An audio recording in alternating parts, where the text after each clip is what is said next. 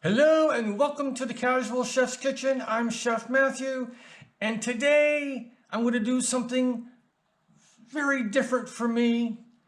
I'm going to be baking. I don't bake much because I'm not good at it. I'm being honest. I can do simple things, and this particular dessert, I think I can do. Today I am going to be making Gooey Brownie Pie. I've had a sweet tooth since Thanksgiving. All right, let's get to it. We're going to start with the wet ingredients: sugar, melted butter,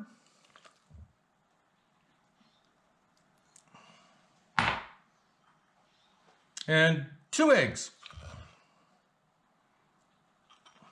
I'm going to whisk this together. I'm going to add some Mexican vanilla.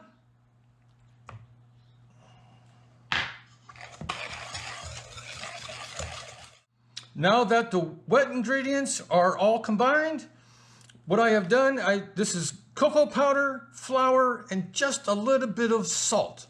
I pre-mixed them off camera. I'm just going to add this a little bit at a time. Now that the batter's ready, I'm going to add some semi-sweet chocolate chips. I'm going to fold them in.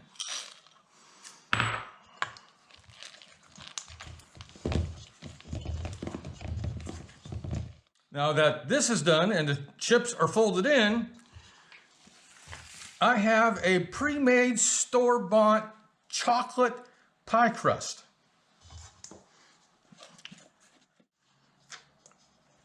I'm just going to level it out. I have the pie crust all filled with the batter. Now it's time to go in the hot box for 30 to 35 minutes. The kitchen smells wonderfully of chocolate. Oh, I love that smell. It's been about 35 minutes.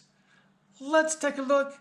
The Gooey Brownie Pie is straight out of the hot box.